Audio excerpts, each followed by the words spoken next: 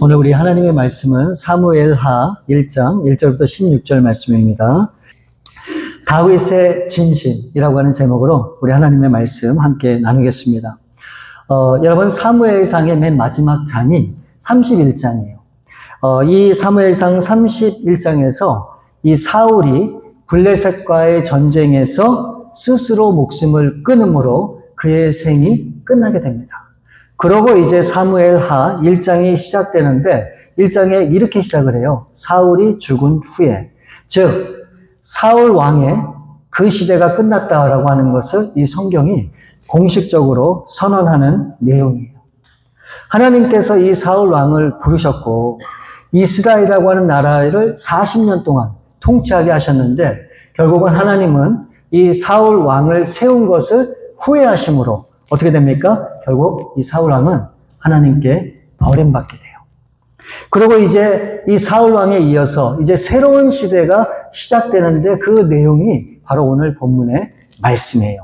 1절을 보시면 사울이 죽은 후에 다윗이 아말렉 사람을 쳐 죽이고 돌아와 다윗이 시글락에서 이틀을 머물더니 이제 사울의 시대가 완전히 끝나고 새로운 시대가 시작이 되었는데 그 시대가 누구의 시대라고요? 이 말씀에 보니까 다윗의 시대가 시작됐음을 이 성경이 알리고 있는 말씀이에요. 근데 여기서 흥미로운 것은 이 사울 왕이 블레셋과의 전쟁에서 죽게 된 것과 이 다윗이 아말렉과의 전쟁에서 승리했다라고 하는 사실을 한 구절에 동시에 같이 설명하고 있다는 거예요. 이 두 전쟁은 동시대 같은 시간대에 있었던 사건인데 그 사건을 통해서 한 사람은 죽고 한 사람은 전쟁에서 승리했다라고 하는 것을 대조적으로 비교해서 설명하는 그런 말씀이에요. 여러분 다윗은 이 사울 왕으로부터 어마어마하게 많은 괴롭힘을 당했고 또 핍박과 고난을 당했어요. 그래서 이 다윗은 항상 이 사울 왕을 피해서 도망을 다녔잖아요. 그런데 문제는 뭔가 이 다윗이 도망을 다니면서 그 소식을 듣게 된 사회로부터 버림받고 인정받지 못하고 소외된 그런 사람들이 다윗을 따르기 시작했어요. 그래서 그런 사람들이 모이기 시작했는데 자그마치 몇 명이나 모였을까요? 한 10명? 20명? 아니에요. 400명가량이 모였어요. 아니 도망을 다니는데 그 많은 사람들이 다윗을 쫓아다니면 금방 눈에 띌 거 아니에요. 거기서 끝나면 다행인데 점점점 이 다윗을 따르는 사람, 다윗과 마음이 합한 사람들이 다윗을 따라다니면서 400명까지 모였다가 나중에 순식간에 600명까지 된 거예요. 그러니 이 수많은 사람들과 함께 다윗이 도망을 다녀야 되는데 숨을 곳이 있겠습니까? 금방 들통이 나게 되죠. 그래서 이 다윗이 생각을 하게 돼요. 이러다가는 도저히 안 되겠다. 이러다가는 사울 왕에게 잡혀서 죽을 수밖에 없겠구나. 그런데 딱 한 장소, 어쩌면은 다윗과 그의 모든 사람들이 살 수 있는 유일한 그런 장소를 발견하게 돼요. 그게 어딘가? 그게 바로 블레셋이에요. 근데 여러분 블레셋은 어떤 나라인 줄 아세요? 이스라엘의 적국이에요. 원수국가란 말이죠. 그런데 그곳을 가면 이 사울 왕이 이 블레셋을 넘보지 못할 거 아닙니까? 그러니까 더 이상을 쫓지 않겠다라고 하는 생각을 하게 됩니다. 이제 문제는 과연 이 이스라엘의 적국이 이 블레셋의 이 왕이 이 다윗을 받아줄 것인가 아닌가, 바로 이것이 문제였다고 하는 거예요. 이 당시 블레셋의 왕은 아기스라고 하는 왕이거든요. 근데 이 아기스 왕이 이 다윗과 600명의 그 사람들을 어떻게 해요? 다 받아줘요. 다 받아주게 됩니다. 그 이유가 있어요. 그 이유는 다윗은 분명히 사울 왕에게 쫓기는 신세에 있었고 이 사울 왕과 갈등이 있다고 하는 사실을 분명히 알고 있었기 때문에 그래요. 근데 그것뿐만이 아니고 이 다윗이 유능한 장수라는 것을 알고 있거든요. 그 소문 때문에. 그래서 이 블레셋의 입장에서는 이 다윗을 데리고 있는 것은 어쩌면 이스라엘에게 굉장히 전략적으로 유리하다라고 하는 그런 판단을 했던 것 같아요.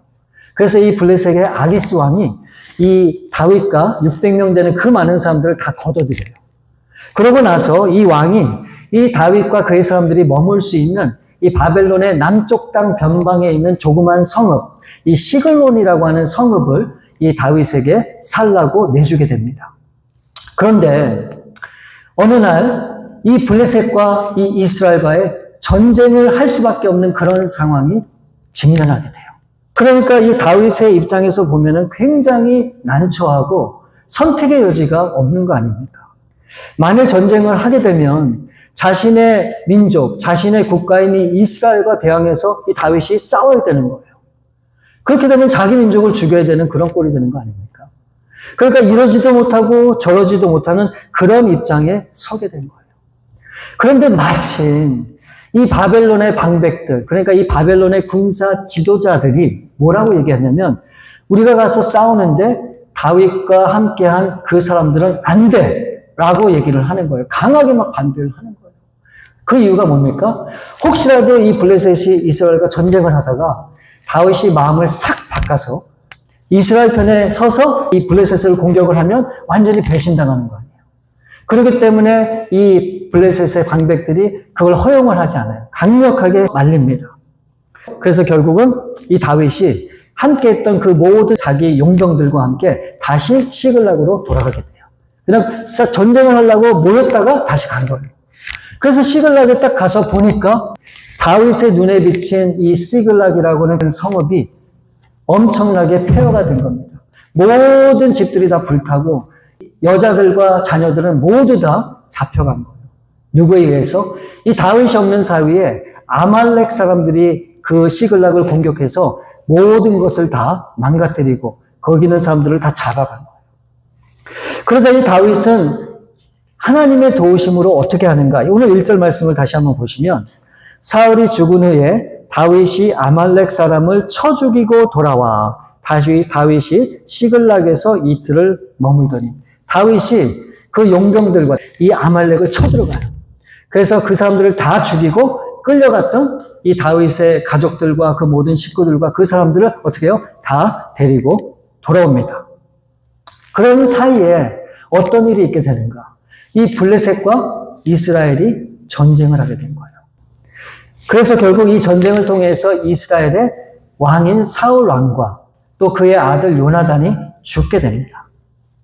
이 성경은 이 두 가지 사건을, 그러니까 이 다윗이 아말렉과의 전쟁, 그 다음에 이스라엘이 블레셋과의 전쟁, 이 두 가지 사건을 동시에 비교해서 우리 가운데 설명하고 있는데 그 이유가 뭔지 아십니까? 그 이유는 분명해요. 이 사울왕이 결국 이 전쟁을 통해서 죽게 되는데 사울왕이 죽은 것은 다윗 때문이 아니라고 하는 것을 강조해서 설명하고자 하기 때문에 지금 이렇게 성경은 이걸 구분해서 우리 가운데 알려주고 있는 거예요. 여러분 한번 생각해 보세요. 만일 다윗이 이스라엘과의 전쟁에 참여해서 이 사울왕을 막게 된다면 결국 마지막에 사울왕을 대적할 사람이 누구일까요? 네, 누굴까요? 다윗이에요, 다윗. 왜 그러는가? 여러분, 블레셋 입장에서 보면 이 사울왕에게 쫓기고 또 이 사울왕과 적이 된 다윗에게 그동안의 원수를 갚을 수 있는 마지막 기회를 주지 않겠습니까? 그래서 다윗 너가 나가서 저 사울왕을 죽이고 원수를 갚아 라고 분명히 그렇게 할 것 같아요. 만일 그런데 이 다윗이 나는 그럴 수 없어 라고 한다면 이 블레셋을 배반하는 꼴이 되는 거죠. 만일 다윗이 이 전쟁에서 이 사울왕을 결국 맞이하게 되고 이 사울을 죽이게 되면 분명히 이 다윗은 자신의 원수를 갚기 위해서 사울왕을 죽였다라고 그렇게 사람들이 생각할 수도 있고 또 성경에 그렇게 기록될 수도 있는 거예요. 그런데 하나님께서 이와 같은 상황에 이와 같은 전쟁에서 다윗을 쏙 빼내세요. 그리고 결국은 사울왕이 죽게 되는 겁니다. 그래서 이것이 어떻게 된 일인지 오늘 말씀을 통해서 우리가 함께 그것을 살펴보고자 합니다. 자, 이제 다윗이 이 아말렉에 가서 그 사람들 다 죽이고 모든 것을 다 찾아서 돌아왔잖아요. 그리고 시글락 땅에 머물고 있는데 어떤 한 사람이 다윗을 찾아와요. 자, 2절 말씀에 보면 사흘째 되던 날에 한 사람이 사울의 진영에서 나왔는데 그의 옷은 찢어졌고 머리에는 흙이 있더라. 그가 다윗에게 나와 땅에 엎드려 절하매. 자, 여기서 한 사람이 찾아왔다고 얘기하는데 오늘 본문의 내용을 보면 5절과 6절을 보면 이 사람은 청년이라고 나와 있어요. 그리고 13절에 보면 이 사람은 아말렉 사람이라고 그렇게 기록이 되어 있습니다. 자, 그런데 이 청년의 모습을 보니까 어떻게 해요? 옷은 다 찢어져 있어요. 그리고 이 머리에는 막 흙이 묻어 있다는 거예요. 그러니까 얼뜻 봐도 이 청년에게 무슨 일이 분명히 있었구나. 급박한 상황이 있었구나라고 하는 사실을 직감할 수 있잖아요. 그래서 다윗이 이 청년에게 묻습니다. 3절 말씀을 보면 다윗이 그에게 묻되 너는 어디서 왔느냐 하니 대답하되 이스라엘 진영에서 도망하여 왔나이다 하니라. 이 소식을 듣고 이 다윗이 깜짝 놀랐죠. 그 이스라엘과 블레셋과의 전쟁을 이 전쟁을 통해서 어떤 일이 어떻게 됐는지 모르는 지금 상황이잖아요, 이 다윗은. 근데 거기서 지금 이 청년이 나왔는데 이렇게 이상한 모습으로 그렇게 나왔다는 거예요. 그러니까 다윗이 놀랄 수밖에 없죠. 어떤 일이 있었는가. 그래서 4절에 보면 다시 묻습니다. 다윗이 그에게 이르되 일이 어떻게 되었느냐? 너는 내게 말하라. 그가 대답하되 군사가 전쟁 중에 도망하기도 하였고 무리 가운데서 엎드러져 죽은 자도 많았고 사울과 그의 아들 요나단도 죽었나이다 하는지라. 그러니까 이스라엘이 블레셋과의 전쟁을 하면서 결국은 패하게 되고 그리고 사울 왕과 그의 아들 요나단이 이 전쟁을 통해서 죽었다고 하는 소식을 전하게 됩니다. 그러니까 이 청년이 다윗이 있는 시글락까지 찾아온 이유는 뭐예요? 이 사울 왕과 요나단이 죽었다고 하는 소식을 전하기 위함임을 우리가 알 수가 있는 것이죠. 옷은 찢어지고 이 머리는 온갖 흙으로 다 묻혀져 있고 급하게 다윗을 찾아와서 사울과 요나단이 죽었다는 소식을 전한 과연 이 청년의 의도는 무엇인가? 우리는 그것을 명확하게 알 수가 있습니다. 지금까지 다윗을 괴롭히고 힘들게 했던 이 사울 왕이 드디어 죽게 되었다는 거예요. 그러니까 이 기쁜 소식을 당신한테 전할 수밖에 없다라고 하는 사실을 알려주는 것이죠.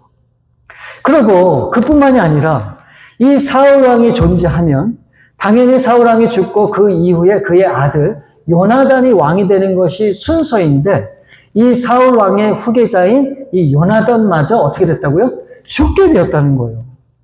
그러니까 이제 더 이상 이 다윗 당신을 어렵게 하고 힘들게 할 사람들이 이 걸림돌이 다 제거되었기 때문에 이제 당신은 기뻐할 수밖에 없는 그런 삶이 열렸다라고 하는 것을 이 청년이 다윗에게 전하고자 하는 것이죠. 그렇기 때문에 이제 당신이야말로 진정 이스라엘의 왕으로서 이제는 마음껏 기쁨과 그 즐거움을 누릴 수 있는 그런 환경의 위치에 지금 있습니다 라고 하는 것을 강조하는 그런 내용이에요. 그래서 이 소식을 전하기 위해서 이 청년은 이 시글락까지 먼 거리를 그냥 숨가쁘게 옷도 안 갈아입고 머리는 그런 채로 그냥 달려왔다고 그렇게 이야기를 하는 겁니다.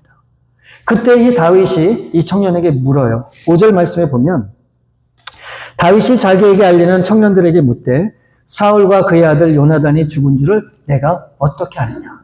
이 얘기를 하자마자 이 청년이 기다렸다는 듯이 그 된 일을 자세하게 설명을 하는 내용이 6절부터 10절 말씀에 나와요. 자, 보세요. 그에게 알리는 청년이 이르되 내가 우연히 길보아 산에 올라가 보니 사울이 자기 창에 기대고 병거와 기병은 그를 급히 따르는데 사울이 뒤를 돌아 나를 보고 부르시기로 내가 대답하되 내가 여기 있나이다 한즉 내게 이르되 너는 누구냐 하시기로 내가 그에게 대답하되 나는 아말렉 사람이니다 한즉 또 내게 이르시되 내 목숨이 아직 내게 완전히 있으므로 내가 고통 중에 있나니 청하건대 너는 내 곁에 서서 나를 죽이라 하시기로 그가 엎드려진 후에는 살 수 없는 줄을 내가 알고 그의 곁에 서서 죽이고 그의 머리에 있는 왕관과 팔에 있는 고리를 벗겨서 내 주께로 가져왔나이다 하니라. 이 말을 정리하면 이런 거예요. 이 청년이 우연히 길보아의 산에 올라가 보니 이 블레셋과 이스라엘이 전쟁을 하고 있었다는 거예요. 근데 갑자기 누군가가 이 청년을 불렀다는 거예요. 그래서 가보니 마침 사울이었었는데 그 사울 왕이 굉장히 큰 부상을 당해서 큰 고통 중에 있었다는 거예요. 그래서 사울 왕이 차라리 고통 중에 있는 나를 죽여달라라고 이 청년에게 부탁했다는 것이죠. 그래서 이 청년이 이 사울 왕을 볼 때 도저히 살 가망이 없고 소망이 없다라고 판단하게 돼서 그리고 또 이 사울 왕이 자신을 죽여달라고 간청을 했기 때문에 이 청년이 어떻게 했다고요? 결국 사울 왕을 죽였다. 자신의 손으로 죽였다라고 하는 것을 이야기합니다. 그리고 이 사울 왕이 갖고 있었던 왕관과 이 팔에 걸고 있었던 고리를 내가 그 증거로 갖고 왔다라고 지금 다윗에게 설명하고 있는 거예요. 근데 여러분, 이 모든 청년이 얘기한 이 사실은 거짓말이에요. 왜 그러는가?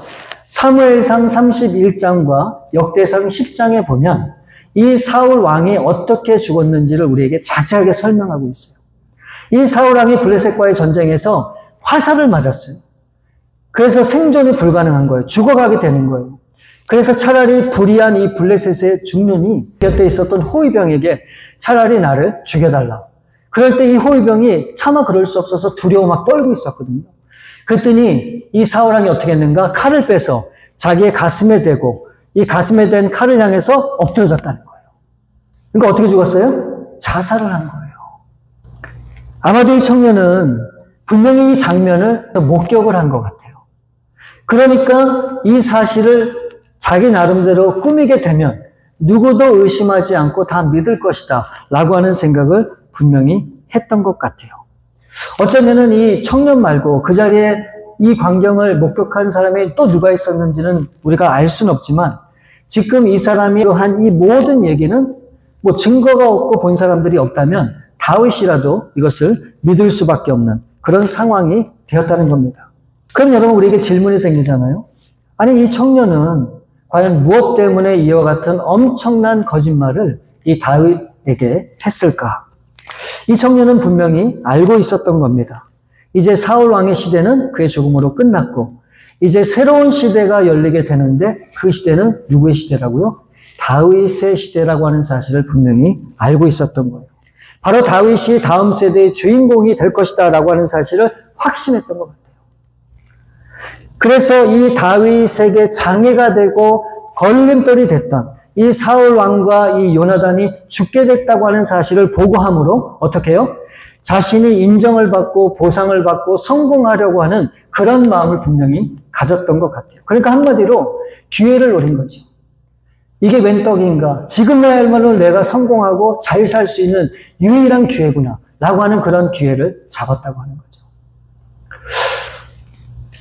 저는 오늘날 우리 그리스도인들이 이런 기회를 기대하고 바라고 있다고 하는 사실을 부인하지 않을 수 없어요. 여러분 수많은 사람들이 라로를 하잖아요. 얼마 전에 몇 주 전인가 엄청난 금액의 라또가 계속 쌓였다 그러던데 여러분 라로 하는 게 잘못됐는가 얘기하면 잘못됐다고 제가 얘기하진 않겠어요. 그러나 바람직하진 않죠. 네, 왜 그러냐면 성경적으로 얘기하는 게 아니라 라로 당첨된 사람치고 잘 사는 사람은 못 봤어요. 다 패가 망신하고 모든 사람은 관계가 깨지고 불행한 인생으로 남은 인생을 살아가는 것을 제가 알기 때문에 여러분 그런 일들이 얼마나 많아요. 우리는 조그만 기회만 있으면 그 기회를 어떻게 해요? 잡으려고 하잖아요. 직장에서도 그렇죠. 교회에서도 그렇죠. 세상에서도 그렇죠. 우리는 기회가 없어서 문제지 기회가 있다면 그 기회를 놓치고 싶지 않아요. 그래서 어쩌면은 이 청년도 그런 기회를 분명히 노린 것 같아요. 근데 여러분 우리는 기회 때문에 사는 사람들이 아니에요. 우리는 하나님 때문에 사는 사람들이에요. 나에게 비록 그 기회가 없어도 내가 하나님을 의지하면 그런 기회보다도 더 좋은 그런 기회를 우리 하나님이 분명히 마련해 주실 거라고 저는 믿습니다. 여러분이 청년의 말에 과연 이 다윗은 어떻게 반응을 했을까? 11절과 12절 말씀을 보면 이에 다윗이 자기 옷을 잡아 찢음에 함께 있는 모든 사람도 그리하고 사울과 그의 아들 요나단과 여호와의 백성과 이스라엘 족속이 칼의 죽음으로 말미암아 저녁 때까지 슬퍼하여 울며 금식하니라. 이 청년이 기대했던 건 뭡니까? 이 다윗이 기뻐하고 즐거워하고 뛰면서 와 잘됐구나 라고 할 줄 알았죠. 그런데 정반대의 반응을 이 다윗이 보이는 거예요. 오히려 사울 왕이 죽은 것을 기뻐하는 것이 아니라 오히려 자신의 옷을 찢고 저녁 때까지 슬퍼하며 울며 금식을 했다라고 성경은 기록하고 있단 말이죠. 다윗은 사울 왕의 눈에 나서 도망다니고 쫓겨다닌 지도 자그마치 10년 가까이 되었어요.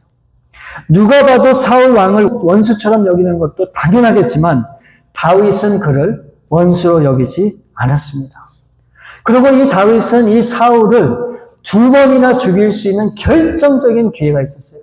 바로 자신의 눈앞에서 이 다윗이 용변을 보고 있었어요. 그것뿐만이 아니에요. 10광야에서 이 사울이 깊은 잠을 자고 있었어요. 바로 죽일 수 있는 그런 기회가 있었단 말이죠. 심지어는 이 다윗의 부하들이 지금이야말로 하나님이 주신 기회입니다. 우리는 반드시 이 사울을 죽여야 됩니다. 라고 설득했지만 다윗은 이를 단호하게 거절을 합니다. 왜요? 하나님이 세운 사람이고 하나님의 뜻에 세움을 받은 왕이기 때문에 안 된다는 거였습니다. 저는 이 두 번의 다윗의 이 시험이 바로 하나님이 주신 시험이라고 생각을 하고 이것을 통해서 다윗의 진심이 무엇인지를 우리 하나님이 확인하는 시간이었다라고 그렇게 봅니다. 다윗에게 끊임없이 고통을 주었던 이 사울 왕에 대해서 이 다윗이 이렇게 고백을 해요. 사무엘상 26장 11절 앞부분에 보면 내가 손을 들어 여호와의 기름 부은 자를 치는 것을 여호와께서 금하시나니. 이 다윗은 하나님께서 세운 이 사울 왕의 이 모든 것을 어떻게 해요? 인정하고 받아들이고 이해하고자 그렇게 했던 다윗의 모습을 우리가 볼 수 있는 거예요. 결국은 모든 것이 하나님의 주권과 뜻에 있다라고 하는 것을 이 다윗은 분명히 믿고 고백을 했던 것입니다. 그런데 지금 이 시글락으로 찾아온 이 청년이 뭐라고 얘기하는 겁니까? 이스라엘은 전쟁에서 패했고 사울왕과 요나단은 죽었지만 내가 직접 사울왕을 죽였다라고 이 다윗에게 인정받고자 했다는 것이죠. 그러니까 이것은 결코 하나님만을 의지하고 신뢰했던 다윗에게 있어서 충격이 아닐 수 없는 것이죠. 자, 그래서 12절 말씀을 다시 한번 보시면 사울과 그의 아들 요나단과 여호와의 백성과 이스라엘 족속이 칼의 죽음으로 말미암아 저녁 때까지 슬퍼하며 울며 금식하니라. 이 다윗은 분명히 믿었어요. 하나님께서 사울 왕을 세웠고 요나단도 세웠고 하나님께서 여호와의 백성들과 이스라엘 족속을 세우시고 지금까지 인도하셨는데 결국은 그 하나님이 세우신 그 나라와 그 백성들이 어떻게 해요? 블레셋에 의해서 전쟁에서 망하게 되었다는 거예요. 다시 얘기하면 하나님께서 세우신 하나님의 나라가 어떻게 해요? 무너졌다고 하는 것을 이 다윗이 깨닫게 된 거예요. 알게 된 거예요. 그렇기 때문에 무너진 하나님 나라를 생각하고 바라보면서 이 다윗은 이 마음을 찢는 심정으로 하나님 앞에 울부짖으며 금식하며 기도할 수밖에 없었다고 하는 거예요. 여러분, 제가 오늘 나누고 싶은 말씀은 바로 이거예요. 다윗은 하나님의 모든 주권과 뜻을 믿었고 그 하나님의 나라와 그 백성들의 그 모든 삶을 분명히 믿었음에도 결국 그 하나님의 나라가 무너짐으로 결국 하나님 앞에 울부짖고 고통을 호소하며 하나님 앞에 부르짖는 그런 삶으로 나아간 것을 우리가 말씀을 통해서 보잖아요. 여러분, 오늘날 여러분이 생각하는 하나님의 나라는 어떻습니까? 하나님의 나라가 왕성히 세워지고 하나님 나라의 놀라운 은혜가 나타나고 하나님 나라의 놀라운 하나님의 손길이 함께하는 그런 걸 여러분이 경험하고 체험하세요? 이 땅에 그 많은 교회가 있고 그 많은 백성들이 있는데 정말 하나님의 나라로 인해서 우리가 감사하며 기뻐하며 그렇게 우리가 살고 있습니까? 아니잖아요. 그러면 과연 여러분들은 그 무너져가는 하나님의 나라를 보면서 어떤 심정과 마음이 됩니까? 아무렇지도 않으세요? 그냥 나만 잘 살고 나만 신앙생활 잘하면 되는 겁니까? 하나님의 나라는 하나님의 나라고 나는 이 땅에 내 교회와 내 신앙과 내 믿음만 지키면 되는 겁니까? 다윗은 안 그랬어요. 하나님의 나라가 그렇게 망가지고 무너지는 걸 보면서 안타까워했어요. 그래서 그것 때문에 너무너무 마음이 힘들었어요. 그래서 울부짖고 하나님 앞에 기도하면서 금식하며 나가는 그런 다윗의 모습을 우리가 보는 거예요. 그런 다윗을 하나님은 주목했고 그런 다윗의 진심을 우리 하나님은 기뻐하셨단 말이에요. 저는 분명히 믿어요. 어떤 사람을 하나님이 기뻐하시고 사랑하시는가. 신앙생활 열심히 잘하고 흠도 없고 잘못도 안 하고 죄도 안 짓고 교회에 충성하고 뭐든지 그냥 다 척척 잘하는 그런 신앙생활하는 사람을 우리 하나님이 기뻐는 하시겠죠. 그러나 그게 다가 아니라는 거예요. 우리 눈에 보이지 않는 하나님 나라가 제대로 세워지지 않고 그렇게 망가져가는 모습을 보면서 안타까워하는 그런 심령들이 얼마나 있냐는 거예요.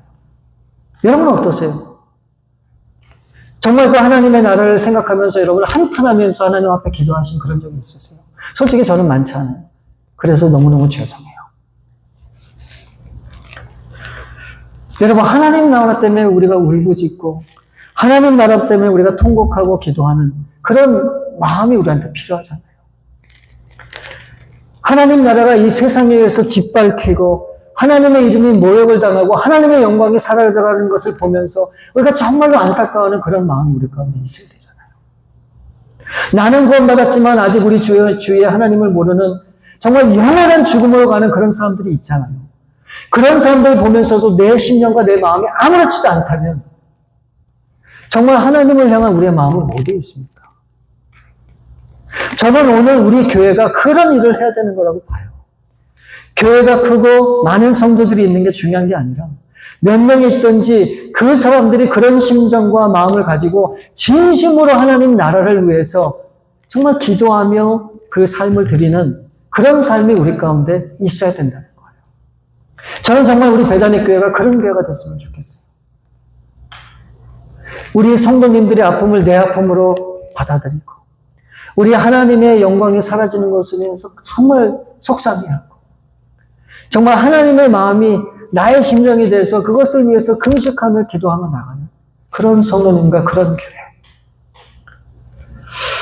정말 우리에게 그게 필요하지 않을까 하는 생각이 들어요. 그런 다윗의 진심이 저와 여러분의 진심이 되었으면 좋겠어요. 나만 신앙생활 잘하면 된다는 그런 생각을 버리시고 이제부터 우리 주위와 우리 하나님 나라를 생각하면서 여러분 그렇게 한번 믿음으로 도전하고 나가실 수 있기를 바랍니다. 여러분 그것을 하나님이 기뻐하세요. 그것을 하나님이 주목하세요. 그런 다윗을 우리 하나님이 어떻게 하십니까? 결국 이스라엘의 왕으로 세우시고 영원히 잊혀지지 않는 영원히 기록된 그런 다윗의 이름을 이 성경에 새겨놓으세요. 만일 저와 여러분이 그런 삶을 우리가 살게 되면 우리가 성경에는 우리 이름이 기록될 수는 없지만 천국에 영원한 천국에 우리의 이름이 영원토록 지워지지 않게 진하게 새겨질 줄 분명히 있습니다. 그런 삶을 살아가시는 저와 여러분들 될 수 있기를 주님의 이름으로 축원을 드립니다. 여러분 이 시간에 우리 한번 마음을 다해서 한번 기도하기 원합니다. 저도 이 말씀을 준비하면서 너무 죄송해요. 우리 교회만 생각할 때도 많았고 우리 성도님들만 바라볼 때도 참 많았던 것 같아요. 우리 교회와 우리 성도님들 가운데 역사하시는 그 하나님의 나라, 그 나라를 생각하지 못하고 그렇게 이기적으로 살아왔던 삶이 있음을 고백 안 할 수가 없습니다. 여러분 정말 하나님이 기뻐하는 삶은 나 자신도 중요하지만 이 다윗과 같이 하나님 나라를 바라보고 그의 백성들을 바라보고 정말 그 나라가 이 땅에 온전히 세워지고 망가지지 않고 무너지지 않는 그런 삶을 위해서 기도하는 그런 다윗의 모습을 우리가 보게 됩니다. 우리도 한번 그렇게 기도하면 좋을 것 같아요. 하나님 부족하지만 우리를 통해서 정말 하나님의 나라가 잘 세워질 수 있도록 도와주옵소서. 우리 그런 마음으로 함께 기도하며 나가시겠습니다. 아버지 하나님 감사합니다. 우리에게 맡기신 그 하나님의 나라 온전히 세워갈 수 있기를 원합니다. 우리는 부족하지만 다윗과 같은 그런 진심된 마음을 가지고 우리 하나님 앞에 다가서면 우리 하나님께서 우리를 통해 그 나라를 이루어 가시겠다고 약속해 주신 것을 우리가 바라봅니다. 하나님 나 자신의 신앙에만 국한된 그런 삶이 아니라 이제는 더 멀리 보고 멀리 바라볼 수 있게 도와주셔서 우리 하나님의 나라를 바라보고 꿈꾸며 소망하며 그 나라를 위해서 살아가는 우리 주의 백성들 될 수 있도록 하나님 역사해 주옵소서. 우리 사랑하는 성도님들 참 이 땅을 살아가는 것도 버겁고 힘들지만 그럼에도 하나님의 나라를 바라볼 수 있는 눈을 허락해 주옵소서. 우리의 마음을 열 수 있도록 도와주시고 그 나라를 향해서 우리의 모든 것을 내어 던질 수 있는 그런 신앙의 결단이 있도록 도와주옵소서. 그래서 우리가 이 땅에서 무엇을 얻고 무엇을 누리건 간에 더 영원한 하나님의 나라에 이름이 새겨지는 그런 놀라운 은혜를 경험할 수 있기를 원합니다. 오 하나님, 우리 성도님들 사용해 주시고 붙들어 주시고 우리를 통해 역사해 주시옵소서. 우리 주님 앞에 모든 것을 드립니다. 맡깁니다. 오 주님 함께 주옵소서. 우리 참으로 좋으신 아버지 하나님 감사합니다. 오늘 이 말씀을 통해서 다윗의 진심이 무엇인지를 우리가 보게 되었습니다. 이스라엘이, 하나님이 세우신 이스라엘이 그렇게 망해져 가고, 또 이스라엘 백성들이 그렇게 하나님 앞에 바로 서지 못하고 정말 여러 가지 어려운 가운데 있는 것을 보면서 다윗이 안타까워하고 그것을 위해서 금식하며 기도하는 모습을 보았습니다. 하나님, 우리도 그와 같은 다윗의 마음을 갖길 원합니다. 그래서 이제 하나님의 나라가 어떤 누구의 나라가 아니라 바로 나의 그런 나라임을 기억하고, 이제 우리도 하나님의 나라를 위해서 이제 우리의 모든 삶을 드릴 수 있도록 하나님 우리 가운데 역사해 주시옵소서. 모든 것을 우리 주 앞에 맡기오며 우리 거룩하신 주 예수 그리스도 이름으로 감사하며 기도드립니다. 아멘.